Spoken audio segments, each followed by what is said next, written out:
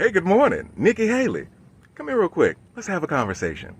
Now, I left you alone yesterday because I knew you was going to be on Saturday Night Live and I thought you would get an opportunity to clear the air. But you didn't. It appears as though Lorne Michaels has lost confidence in his writers and is now using controversy to bring in views, which is why he had you on. Because you gaslit the nation by saying America is not and has never been a racist country. Well, if America has never been a racist country, why did it commit genocide against the people of the Philippines? Huh? Yeah, America committed genocide against Filipinos. I'm gonna need some help with this one. Hey, Chris! Come on in here and tell them about it.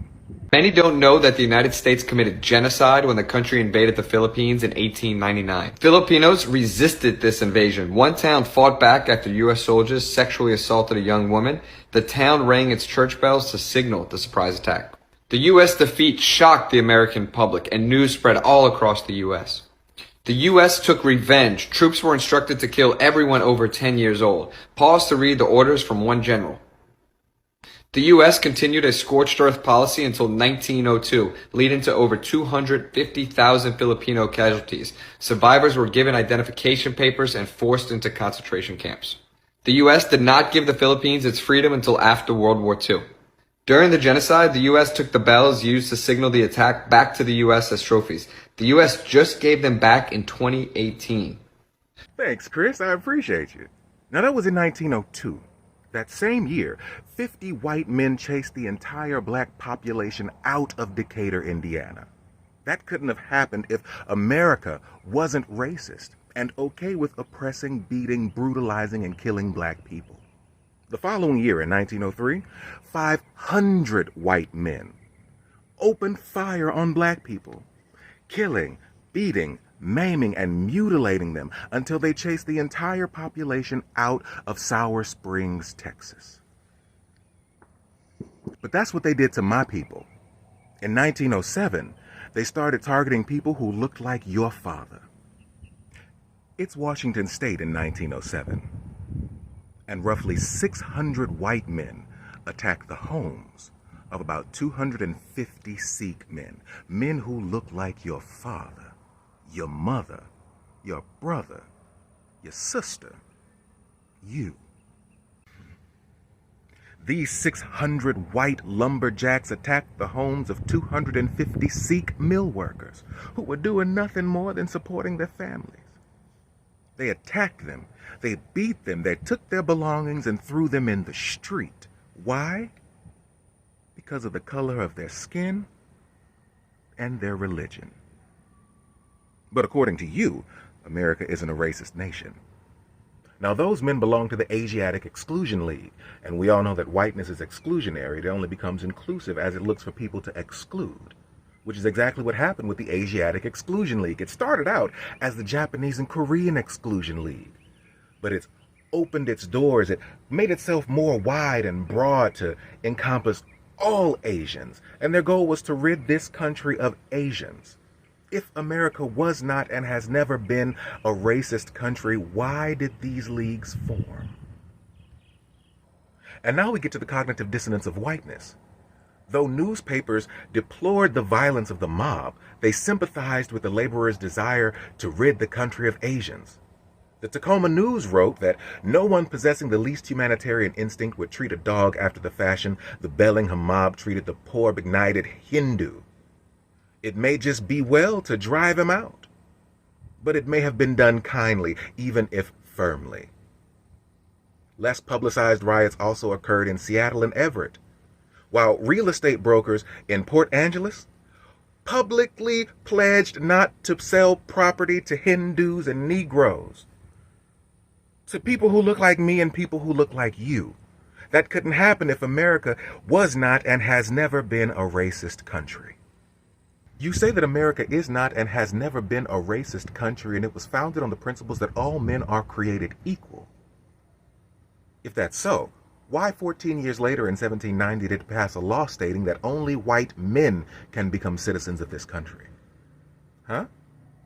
Only white men can become citizens of this country. If America was not and is not and has never been a racist country, why would it pass such a racist law?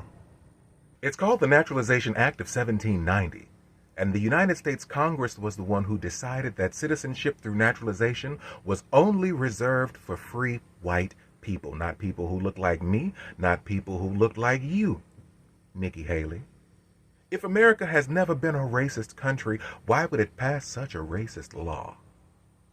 A law that stayed on the books until 1952. Don't just take my word for it, read it yourself. I'll wait. Now, because America was and is a racist nation, the first wave of anti-Asian sentiment was aimed at Chinese and Japanese citizens. The second wave of anti-Asian sentiment was towards Koreans. The third wave of anti-Asian sentiment was then aimed at anybody from the continent of Asia, including Indians. People like you, Nikki. And with those waves of anti-Asian sentiment came anti-Asian legislation. And with that legislation came state-sanctioned violence and harassment against Asian people.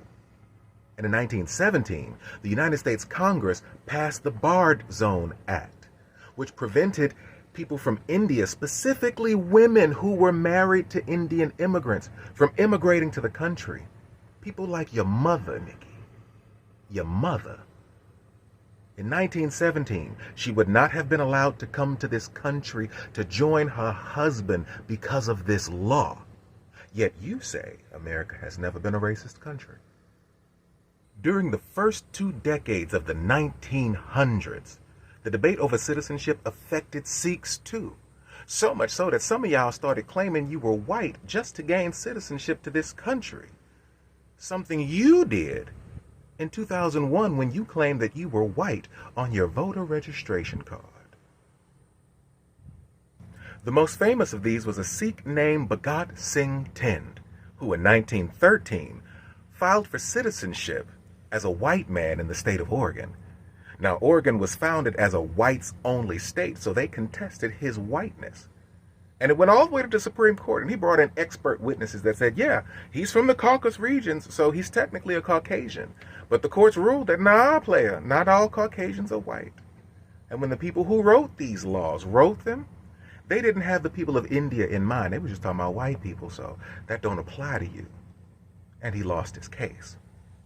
And from that moment, all Sikhs in this country were no longer considered citizens, and they could not afford to purchase land in this country.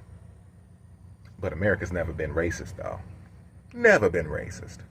But Bhagat Singh Thind's case was indeed about his race and not his religion. Even though he immigrated to this country, married a white person, had mixed-race babies, and claimed that he was white on government forms, he was still discriminated against because of the systemic racism of this country. You, Nikki Haley, know this feeling all too well.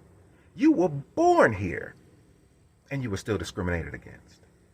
You grew up, married a white person, had mixed-race babies, claimed that you were white on government forms, and you were still discriminated against. Yet you continue to fight for the side of whiteness. You continue to fight on the side of the oppressor. It's no wonder you said, America is not a racist country. Because admitting that America is indeed a racist country is acknowledging that you're fighting on the wrong side of history. As the daughter of a history professor, you should know better. But Baseman, you say, that happened so long ago. That's not happening today. Well, here's what the FBI had to say about all that. Pause to read. Here's what happened in 2015 during the lead up to the election of Donald Trump. Pause to read. Here's what happened in 2022. Pause to read. The systemic racism in this country isn't something that happened. It's still happening. And if America is no longer a racist country, what year did it stop? Huh? What year did America stop being a racist country? Give me the decade, the year, the month, the day. When did America stop being a racist country? Can't wait to hear what you got to say.